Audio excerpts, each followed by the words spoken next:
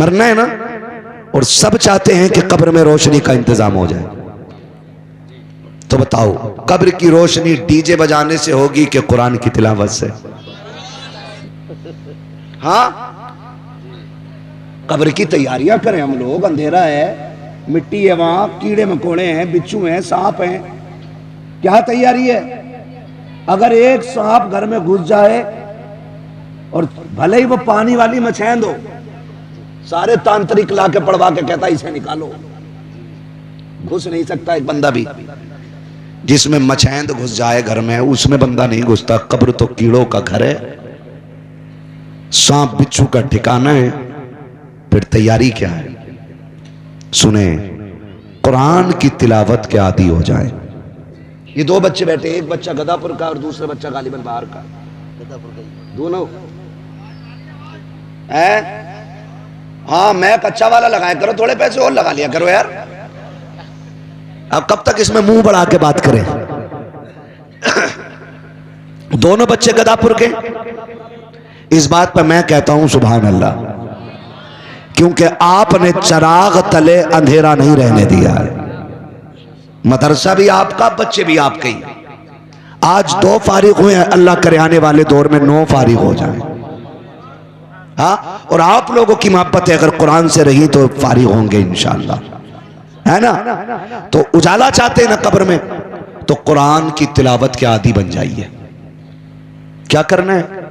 सुबह फजर बाद उठ के सूरह यासीन पढ़नी है, सोने से पहले सूरह मुल्क की तिलावत करनी है। ये बहुत बड़ी बड़ी सूरतें नहीं है, ये छोटी छोटी सूरतें पढ़ेंगे इंशाअल्लाह। तजवीद की रियायत से फरमाया गया, जब कुरान की तिलावत करने वाला, कुरान से प्यार करने वाला, कुरान से मोहब्बत करने वाला मरता है ना, तो फिर वो अकेला नहीं जाता है। जब हम उसे गुस्ल दे करके, नहला करके, तैयार करके, कफन में लपेट के रख देते हैं ना, तो वो कुरान जिसे उसने पूरी जिंदगी पढ़ा है, वो कफन और सीने के बीच में आके बैठ जाता है, छुप जाता है। कहां? कफन और सीने के बीच में आकर के छुप जाता है। जनाजा घर से उठा, कुरान साथ है। पूरी रात चलते रहे, कुरान साथ है। नमाज जनाजा होती रही, कुरान मरने वाले के साथ है। लोग उठा के कब्र तक लाए, कुरान साथ रहा। कब्र में उतारा गया, कुरान तब भी साथ। तख्ते लगते रखे, कुरान तब भी साथ। मिट्टी डाली गई, कुरान तब भी साथ। बाप जो चूम चूम के न थकता था, वो मिट्टी डाल के पलट गया, लेकिन कुरान फिर भी साथ है। सगे भाई छोड़ के आ गए, कुरान फिर भी साथ है। जो साथ जीने मरने की कसमें खाते रखे, वो यार मिट्टी डाल के आ गए। किसी ने कहा ये सुराख भी बंद करो, ये सुराख भी बंद करो। सारे दौड़ गए बिरयानी की तरफ, कोई कौरमे की तरफ भागा, कोई प्लेटों के लिए लड़ गया। हद तो ये है कि सारे छोड़ के आ गए, लेकिन जिस कुरान को सुबह पढ़ता रहा, शाम पढ़ता रहा, वो कुरान कफन और सीने के बीच में मौजूद है। कब्र में अंधेरा के मिट्टी डाल कर लोग आ जाते हैं, फिर कब्र में वो फरिश्ते आते हैं जिनको मुनकर नकीर कहा जाता है। जैसे कि आकर के मरने वाले के चेहरे से कफन को हटाया जाता है, इससे पहले कि वो कुछ कहें, वो मरने वाले को उठाते हैं, उससे सवाल का आगाज करें। कुरान सीने से निकलता है, कफन और सीने के बीच से निकल के आता है। खूबसूरत शक्ल सूरत होती है, आके फरिश्तों के मरने वाले के बीच में खड़ा होता है। खबरदारी से न छेड़िएगा, इससे कुछ न कहिएगा, मैं इसके साथ आया हूँ, जो बात करनी है मुझसे कीजिए। वो पूछते हैं बता तो सकी तू कौन है? कहा मुझसे ना पूछो,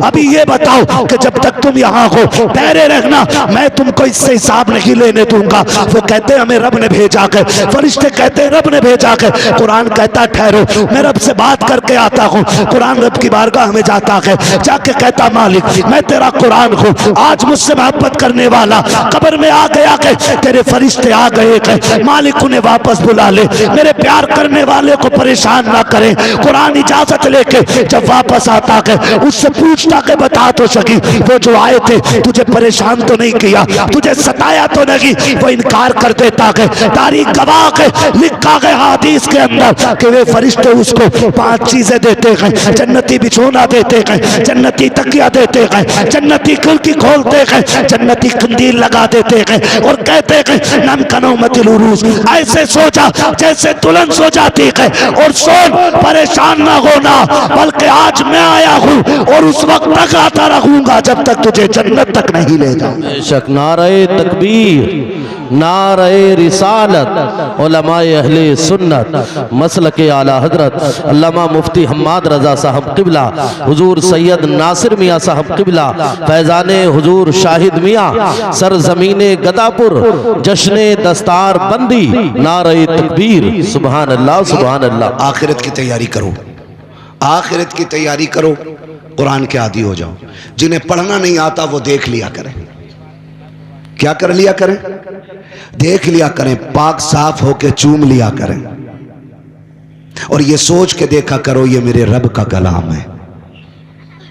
फिर उसके सदक़े में दुआएं करके घर से निकला करो, अल्लाह बेपनाह बरकत अता फरमाएगा। करेंगे ना इंशाअल्लाह। कम से कम एक बेटे को हाफिज जरूर बना लीजिए। कई बार लोग सोचते हैं ओए हाफिज जी बन के क्या करेगा, खाली 6,000 रुपए की इमामत, 10,000 रुपए की इमामत। सुनो, भले मस्जिद में 10,000 मिलते हों, लेकिन अल्लाह 10,000 में 10 लाख की बरकतें अता फरमा देता है। सच बता रहा हूं, मैंने करोड़ों रुपए कमाने वालों को इतने चैन से सोते नहीं देखा जितने 10,000 कमाने वाले इमाम को सुकून से सोते देखा है। सुभान अल्लाह सुभान अल्लाह। सुन रहे मेरी बात? तो इसलिए मेरे भाई अपने बच्चों को कुरान पढ़ाइए, और ये सोच के नहीं पढ़ाइए इमामत करानी है, ये सोच के पढ़ाइए आखिरत का इंतजाम करना है। एक बेटा कुरान की खिदमत के लिए वक्फ कर देना है।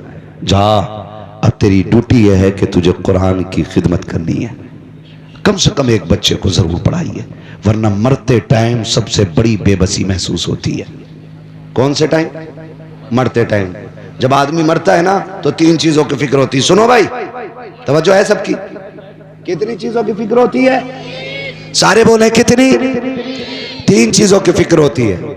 नंबर 1 ये होती है, मैंने जो माल कमाया, हाय अब इसका क्या होगा, मैं तो इसको इस्तेमाल ही ना कर सका। नंबर 2, मेरे बच्चों का क्या बनेगा। नंबर 2, मेरे बच्चों का क्या बनेगा। नंबर 3, हाय आखिरत के लिए मैं कुछ ना कर सका। ये 3 फिक्रें होती हैं। आखिरत के लिए क्या कर सकते थे? एक बेटे को कुरान के नाम कर देते। अब तो सोशल मीडिया पे ही बख्शिश हो रही है पूरी। चांद निकला ना ईद का, चांद निकला, कह रहा ओहो, इस चांद के निकलने से खुशी नहीं हुई क्योंकि अब्बा नहीं रहे, और जब अब्बा थे ना तो इसे पता ही ना था कि चांद कब निकला और अब्बा कब निकल ली है। निहायत मक्कारी है, बस निहायत मक्कारी। खुदा के वास्ते दिखावे बंद करें और खुलूस से काम करें। खुलूस से कैसे? खुलूस से। खाली सोशल मीडिया पे ऐसे ही वो होता है। रमजान के महीने में राशिद भाई मसरूफ आदमी, मुझे पता है, लेकिन मेरी किस्मत है जो मुझे सबसे आखिर में वक्त मिलता है। बड़े हमारे अच्छे दोस्त रहे मदरसे में, हाँ, एदादिया, उला, सानिया, हम लोग एक साथ रहे मदरसे में। आज मैंने इनकी ये किताबें देखी, तबीयत बाग बाग हो गई। शायर तो ये मदरसे के ही दौर से थे। हाँ माशाअल्लाह। इन्होंने बहिश्ती जेवर का जो पोस्टमार्टम किया ना, मैं तो पढ़ पढ़ के हंस रहा था। हाँ, पढ़ पढ़ के हंस रहा था। और शायरी तो लाजवाब है।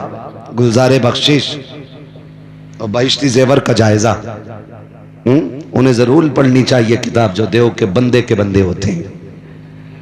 हाँ, तवज्जो है सारे लोगों की। चलूं थोड़ा सा आगे। सोशल मीडिया, रमजान का महीना आ रहा है, कह रहे कुछ पारे हो तो दे दें, अब्बा का इसाले सवाब करना है। जायदाद खाए तू, प्रॉपर्टी नाम करे अपने, और पारे पड़े ये ठलुए लोग। भाई अब्बा मेरा मरा है ना, तो फिक्र मुझे ज्यादा होनी चाहिए। तो जैसा लेने वाला ऐसा ही देने वाला। इसने कहा किसी पे पारे हो तो दे दो, उनने कह दिया कि 20 पारे मेरे लिख लो। उसने 20 आयतें नहीं पढ़ी होती। अब्बा सोशल मीडिया पे जन्नती, जमीन के ऊपर का मसला और है और अंदर का मसला और है। अगर अपना बेटा कुरान वाला होता है, अपना बेटा दीन वाला होता है, तो ना लगा कोई तिलावत की महफिल, ना बैठे 4 हाफिज। ये जब जब मुसल्ले पे आएंगे, इनके मुसल्ले पे आने का सवाब इनके आबा व अजदाद की रूह को पहुंचता रहेगा। आज बैठे ना ये पगड़ी बंधे की इन 2 बच्चों के, कोई कह रहा होगा एक कलवा का एक मलवा का, इतना ही तो कह सकते हैं ना भाई। नाम मैं मिसाल देने के लिए रहा हूं, उनके अब्बा के नाम बड़े अच्छे अच्छे, मैं भूल गया उसमें स्टार में नाम देखे थे। लेकिन हम क्या सोचते हैं, भतीजा अगर का अरे अरे ऐसे करके बात करनी ना। अगर सीने में कुरान आए ना तो फिर तू कितना भी बड़ा है, अगर ये गुजरा करें तो उठ के खड़ा हो जाया कर, क्योंकि इसके सीने में रब ने कायनात की सबसे बड़ी दौलत अता फरमा दी है भाई। अदालत में लोग बैठे हों और जज आ जाए, कोई बैठा रहता? क्यों, जलजला आने वाला था क्या, तूफान? नहीं, क्योंकि उसकी पोस्ट बहुत बड़ी है, तो सारे लोग उसके मनसब का एहतराम करते हैं।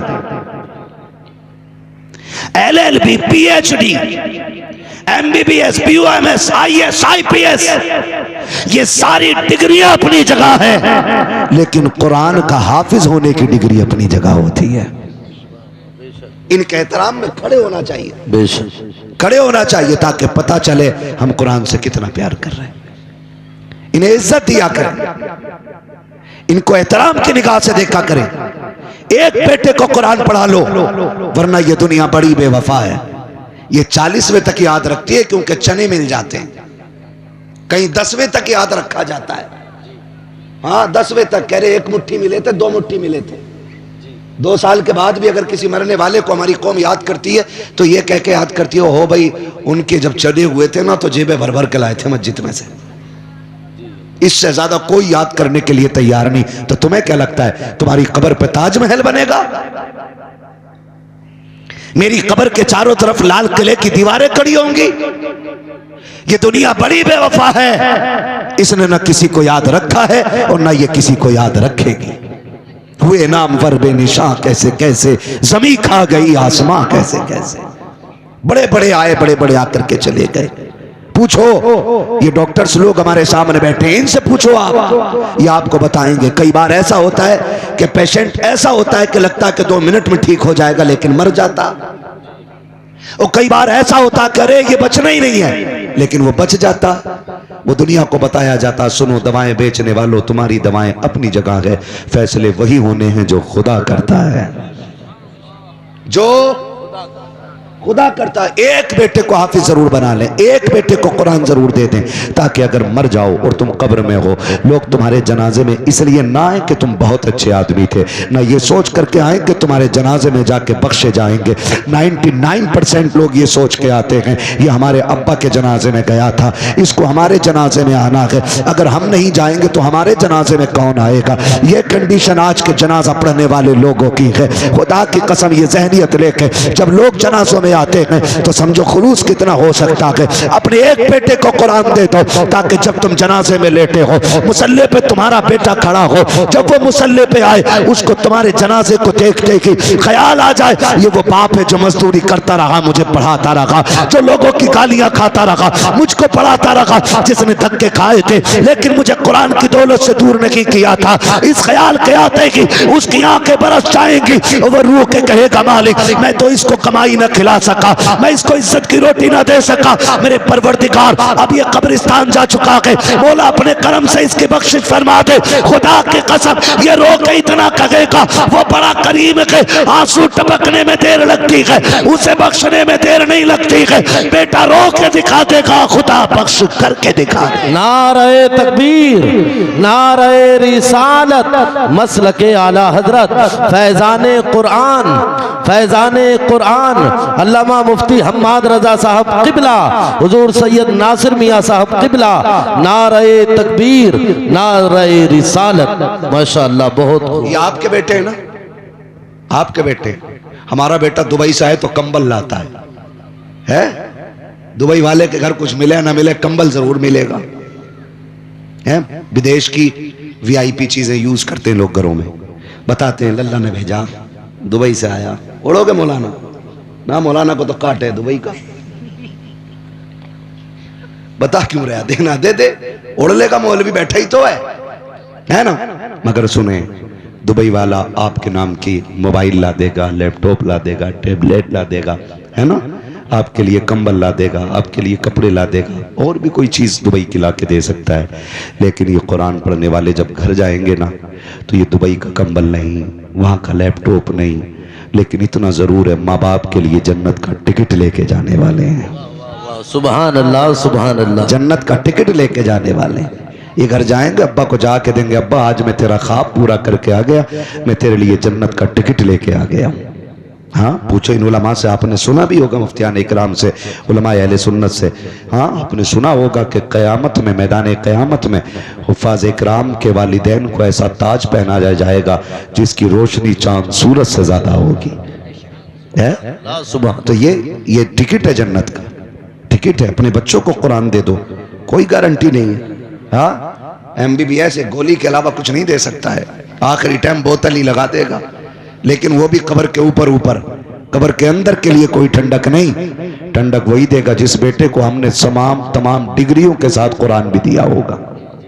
सारी डिग्रियां दें, लेकिन साथ में कुरान भी दें।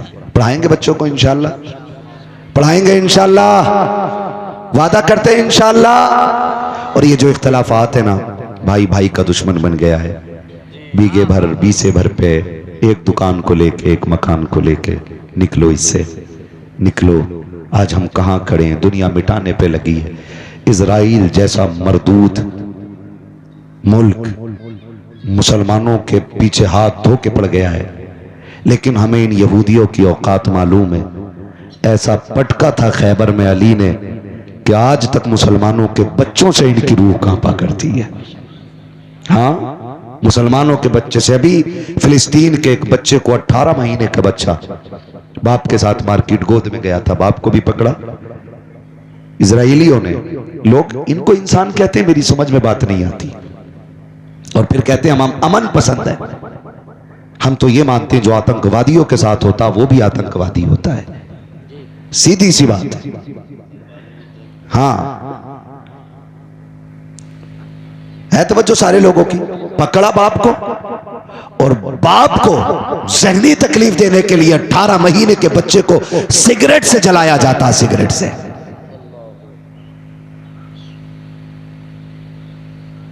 और लोग बात करते हैं हम इजराइल के साथ खड़े हैं।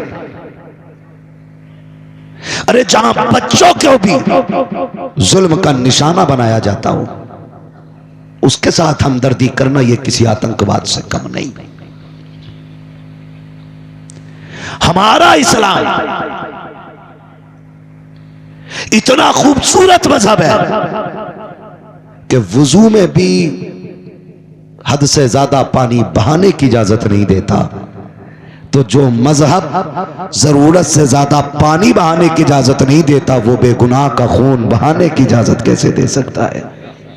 हम उस मजहब के मानने वाले लोग हैं, हम इस्लाम के मानने वाले हैं जिसने अपने तो अपने गैरों को भी सीने से लगाया है। और तारीख याद ना हो तो मदीने चल के देखो। ये तो आज हमारी कमनसीबी है ना कि हमने मदरसे पढ़े नहीं, दीन सीखा नहीं, हुजूर की सीरत को पढ़ा नहीं। बस जो सगा भाई अपने भाई को कैद करा दे, चौक में बैठ के कह रहा देखा मुझसे हिलकने चला था, शादी ब्याह में बैठने की नहीं तैयार। हाँ, मुझसे हिलकने चला था, दिखा दिया ना 2 मिनट में मैंने औकात पे डाल दिया लाके। पीछे का चक्की जेल की। खुदा का वास्ता ये दीन नहीं है। महबूब अलैहिस्सलाम ने फरमाया कोई मोमिन अपने मोमिन भाई से अगर 3 दिन से ज्यादा नाराज रहता है तो वो हराम करता है। 3 दिन से ज्यादा। और यहां तो सगी भतीजी का रिश्ता मरवा दे तो कम है, हैं? रिश्ते सगी भतीजियों के, भतीजी बेटी होती है, भतीजा बेटा होता है, उनके रिश्ते मरवा देते हैं। लड़की देखने कोई आए तो सुइया की तरह दीवार से चिपक जाता, पहले ही छिपकली की तरह कोई निकले कोई निकले। अब जाहिर है खा पी के तो देख निकलते ही है बाहर, क्योंकि ये भी कतई ठलुए हैं। नमक का पानी पी के तो लड़की देखने जाते हैं, हराम की मिल जाती यहां तक खाने के लिए। निकले मुंह में तीली डाली, वो छिपकली चिपका हुआ था पहले से दीवार से। और ठीक है, हमारे फूफा के खालू के तेरे भैये के चचेरे ससुर हो तो निकाल ली रिश्तेदारी। हाँ निकलिए, वो भी चक्कर में कहां का बता दिया, उसे भी अपनी बचानी है। हाँ, सही कह रहे हो, तुम्हें देखा तो था, वो भी झूठ बोल लिया। कह रहा कैसे आए, का लड़की देखने आए थे, कैसी लगी, तो सब कुछ पसंद है। हाँ अब देखो इसका जहर कैसे उगल लिया ये बीमार कुतिया की तरह। हाँ तुमने तो बस ऊपर से ही देखा, अंदर की तो हमें ही पता, लेकिन बताएंगे ना कभी हम पे आ जा भैया। इतना कह के निकल गया, खत्म रिश्ता। बचेगा रिश्ता भाई, बोलो बचेगा। बेटियां बड़ी नाजुक होती हैं, अगर किसी बेटी को देखने के बाद लोग इनकार कर दें तो उस बेटी के फिर रिश्ते मुश्किल हो जाते हैं। सुन, उतना ही सितम करना जितना बर्दाश्त कर सके। अगर तेरी वजह से किसी की बेटी एक बार रोई ना, तो तेरी बेटी जमाने की वजह से बार बार रोएगी। और कोई तावीज तेरी बेटी का आंसू नहीं पोंछेगा, कोई मौलवी तेरे बेटी के सितम दूर नहीं करेगा। इसलिए कि जाफरान से लिखे जाने वाली तहरीर का मतलब अलग होता है और आंसुओं से लिखे जाने वाली तहरीर का मतलब अलग होता है। सगी भतीजी का रिश्ता मार दिया, होता ही नहीं, समझ रहे? खुदा के वास्ते सबकी बेटी को अपनी बेटी समझा करो। समझेंगे इंशाअल्लाह। घूर के क्यों देख रहे हो, नाराजी है क्या किसी से? हो तो खत्म करेंगे इंशाअल्लाह। वक्त बहुत ज्यादा हो गया है, हजरत का हुक्म था मुझे बहुत पहले खत्म कर लेनी थी, लेकिन बस इनका हुक्म है थोड़ी सी इस बात पे तबसरा कर दूं, मैंने कर दिया। बस इतना समझ लीजिएगा, जैसी करनी जोर से, जैसी करनी वैसी भरनी। और ये दुश्मनियां चंद दिनों की हैं, चंद दिनों की हैं। जब जनाजे उठ जाते हैं ना तो फिर बड़े याद आते हैं, फिर बड़े याद आते हैं। मैं कहता हूं अपनों पे हथियार ना उठाया करो, क्योंकि तुम जिनके कत्ल कर रहे हो ना, उनके जनाजे तुम्ही को उठाने। तुम जिन्हें कब्रिस्तान तक भेजने की कोशिश करते हो, उनकी बख्शिश की दुआएं तुम्ही को करनी है। खुदा के वास्ते भाई भाई में नाराजी हो सकती है, माफी दे दो, माफी दे दो। भाई भाई में इख्तलाफात हो जाना ये बुरा नहीं है उतना जितना इख्तलाफात का बाकी रखना बुरा होता है। किसी बात को लेकर हसनैन करीबैन में अनबन हो गई है, मैं सैयदों के घर की बात कर रहा हूं। हाँ, सैयद सिर्फ चूमने के लिए नहीं है, सैयद सीखने के लिए भी होते हैं, ये याद रखिए। दीन सीखने के लिए भी सैयद होते हैं, खाली चूमने के लिए नहीं। हसनैन करीमैन, इमाम हसन में और इमामे मुझे लग रहा है मुझे सोने की दुआ पढ़ लेनी चाहिए।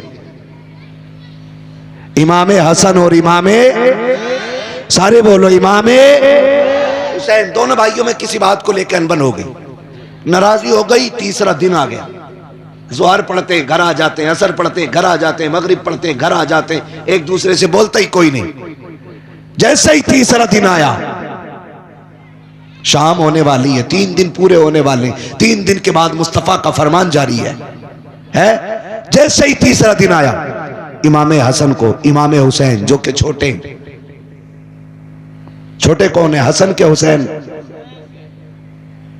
कौन है छोटे? इमामे छोटे भाई ने बड़े भाई को एक तहरीर लिखी और लिख के कहा, सुनो आज तीसरा दिन है, जल्दी आके मुझे सलाम करो, ये 3 दिन पूरे ना हो जाए, आके मुझे सलाम करो। समझाने वाली बात कर रहा हूं, आके मुझे सलाम करो। जैसी तहरीर इमाम हसन तक पहुंची, दौड़ लगा दी। आज अगर 2 सगे भैया मिलने वाले हो ना, तो बीच में जो ये बैठे होते हैं ना ठलुए चाय पीने वाले, यार तुम्हारी कोई इज्जत ना जो उसके घर जाओगे।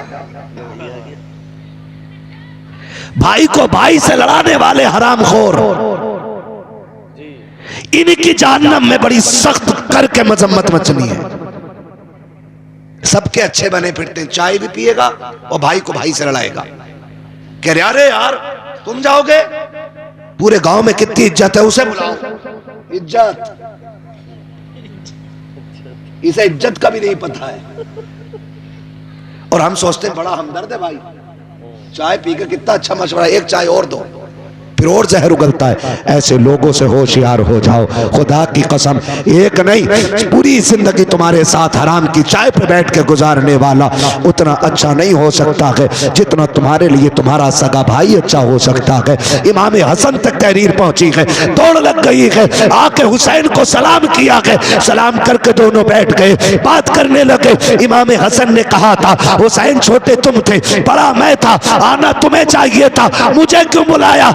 आप दौड़ के क्यों आ गए? कहा मेरे भाई ने बुलाया था इसलिए चला आया, मगर तुम तो बताओ तुमने मुझे क्यों बुलाया? कहा मैंने नाना को फरमाते सुना है कि जो रूठे हुए भाई को पहले सलाम करेगा वो जन्नत में पहले दाखिल होगा। कहा हुसैन ये चाहता है, हसन बड़ा भाई है, अगर जन्नत में भी जाएगा तो पहले बड़ा भाई जाएगा, बाद में छोटा भाई। नारे तकबीर, नारे रिसालत, उलमाए अहले सुन्नत अल्लामा मुफ्ती हम्माद रजा साहब क़िबला, नारे तकबीर, नारे रिसालत। सुभान अल्लाह, सुभान अल्लाह। राजी करेंगे इंशाअल्लाह। ये मेरी बेटियां बैठी हैं, अल्लाह करे ये जिस घर की बहू बने उस घर की रहमत बन जाए, आफत ना बने।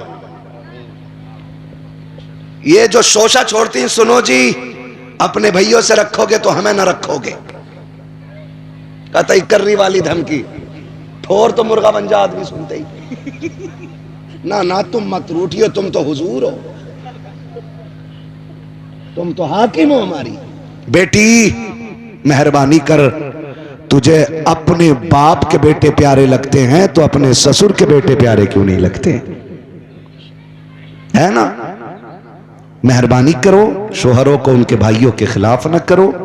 जब भाई भाई का मसला हो तो बीवियां ना बोले, और जब बीवी का आपस में बहनों का मसला हो तो उसमें शोहर ना बोले। लिमिट में रहो, सब लिमिट में, अपने घरों को जन्नत बनाओ। रूठे भाई को राजी कर लो, करेंगे इंशाअल्लाह? कितने लोग राजी करेंगे बोले जरा इंशाअल्लाह। है अब भी कुछ इतने पक्के पे हैं कि मैं ना करूंगा, सारे वादा करें इंशाअल्लाह। अगर कोई नाराज है आप उसके दरवाजे पे जाइए, सुबह सलाम कर दीजिए। वो कोई कहे ना तुझे गैरत नहीं आई, बड़ा बेगैरत है, फिर मेरे दरवाजे पे आके सलाम कर गया तू, उससे कह देना कि मैं तेरी दुश्मनी को देखूं कि मदीने वाले से अपनी निस्बत को देखूं।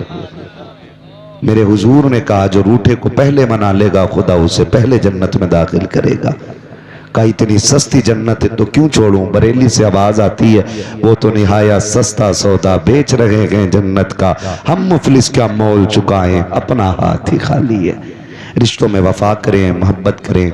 और मुझसे एक भाई ने सवाल किया था कि जो रफ़े यदैन वाले मसले पे अक्सर जवान जो हैं हाथ उठाने लग गए हैं, इस बारे में क्या हुक्म है? तो सुने, हदीसें दोनों तरह की हैं, रफ़े यदैन की भी हैं और तर्के रफ़े यदैन की भी हैं। लेकिन सुने ज़रा, हम इमाम आज़म अबू हनीफ़ा के मानने वाले लोग हैं और इमाम आज़म अबू हनीफ़ा की तहक़ीक़ और उनके मसलक में रफ़े यदैन जायज़ नहीं है। और ये जो बात करते हैं जो लोग मिर्ज़ा इंजीनियर की दलीलें लेके आते हैं, उस गधे को तो कुरान के ज़ेरो ज़बर का भी नहीं पता है। हाँ, ज़ेरो ज़बर का भी नहीं पता। और जो बात कहते हैं एक हदीस तर्क रफ़े यदैन में नहीं है, बेशुमार रिवायतें और हदीस तर्क रफ़े यदैन में हैं। हाँ, हज़रत अब्दुल्ला इब्ने मसूद वाली जो रिवायत है, उन्होंने फरमाया कि मैंने रसूलुल्लाह सल्लल्लाहु अलैहि वसल्लम को इसी तरह नमाज पढ़ते देखा। उन्होंने कहा लोगों क्या मैं तुम्हें वो नमाज ना बताऊं जो नमाज हुजूर पढ़ते थे, या हुजूर वाली नमाज तुम्हें ना बताऊं? लोगों ने कहा बताइए। तो उन्होंने जो नमाज पढ़ी वो नमाज ऐसी थी जिसमें रफ़े यदैन नहीं था, यानी रुकू के बाद हाथ उठाना, सजदे के बाद हाथ उठाना, सिर्फ एक मर्तबा तकबीर तहरीमा के वक्त, और इस रिवायत को 40 सनदों से जिक्र किया गया है। 40 सनद। ये बुखारी बुखारी जो करते रहते हैं ना, बुखारी, इन जाहिलों को ये नहीं पता कि हदीस की किताब सिर्फ बुखारी नहीं है, और भी हदीस की किताबें हैं। पढ़ना सीखें और याद रखें, अपनी आखिरत बचाएं। इस झेलमी को 2 किताबों के नाम याद हैं, और हम जिनकी तकलीद करते हैं, ये जो कहते हैं ना कि ये इमाम आजम की मानते हैं, रसूल आजम की नहीं मानते। इमाम बुखारी ने जो हुक्म बयान किया है वो हुजूर की हदीस ही से बयान किया है, इमाम आजम अबू हनीफा ने। और जानते हो, तकरीबन लगभग इमाम आजम अबू हनीफा को 70,000 हदीसें ज़बानी याद थी। कितनी? 70,000। कितनी? 70,000। और 40,000 हदीसों से तो आपने कुतुबे आसार मुरत्तब फरमाई है। 40,000 हदीसों से। इस गधे को पता है इमाम आजम कौन है? इमाम आजम उस जात को कहा जाता है जो सिर्फ रमजान में 60 कुरान मुकम्मल करता था। और जिस जगह आप दफन है ना, आपने उस जगह पे बैठ करके, जहां आज उनका मजार बगदाद शरीफ में बना है, उस जगह पे बैठ करके 4000 कुरान मुकम्मल किए हैं। 6 का भी जिक्र है, 7 का भी जिक्र है, मैं तो 4 की बात कर रहा हूं। 4000 कुरान उसी जगह पे बैठ के मुकम्मल किए जहां पे आज वो दफन है। तो आपसे मेरी गुजारिश है, कुरान कहता है उनसे पूछो जो जानते हैं अगर तुम्हें इल्म ना हो। हर बंदे को हदीस से मसला निकालना नहीं आता है, हर बंदे को कुरान से मसला समझना नहीं आता है। और याद रखो, इमाम आजम वो हैं जो फुकाए इज़ाम के सरदार हैं। सहाबा के बाद बात कर रहा हूं, जो अफ़क़हुल फुक़हा है। ये जो उसकी झेलमी वाली, ये फुरूई मसला है, रफ़े यदैन का उसूली नहीं है, फुरूई है। इसमें उलझाया जा रहा है उम्मत को। नौजवानों, आपसे गुजारिश है, इमाम शाफ़ई रहमतुल्लाह तआला अलैह के यहाँ रफ़े यदैन है, समझ रहे हैं? इमाम शाफ़ई के यहाँ, इमाम शाफ़ई अपने मुरीदों के साथ इमाम आज़म के मज़ार पे जाते हैं, और जब वहां नमाज पढ़ते, नमाज का वक्त हुआ, नमाज पढ़ने लगे, आपने रफ़े यदैन नहीं किया, जबकि आपकी तहकीक यह है कि रफ़े यदैन किया जाएगा। लेकिन जब इमाम आजम के मज़ार पर पहुंचे तो उन्होंने भी रफ़े यदैन नहीं किया। मुरीदों ने कहा, हुजूर आपकी तहकीक तो यह है कि रफ़े यदैन करना है, क्यों नहीं किया? कहने लगे, इतने बड़े मुहक्किक की चौखट पे अपनी तहकीक पे अमल करते हुए मुझे गैरत आ रही थी।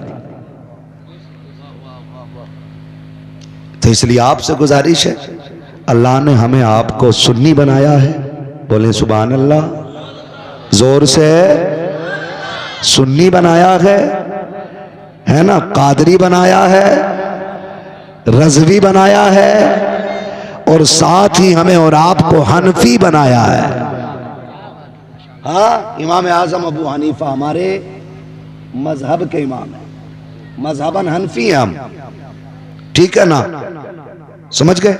तो चक्कर में न पड़े। जिसे मजीद तहकीक चाहिए, मुरादाबाद से शाहपुर दूर नहीं है, तशरीफ ले आइए, वेलकम। बुखार भी उतारा जाएगा और इलाज भी पूरा पूरा किया जाएगा, है ना? अपनी नमाजें दुरुस्त पढ़िए। मैंने कहा अहले सुन्नत वो जमात है जो किसी फिरके से नहीं बना, फिरके इसी से निकले हैं। हाँ, फिरके इसी से निकले हैं। शुक्र है रब ने हमें और आपको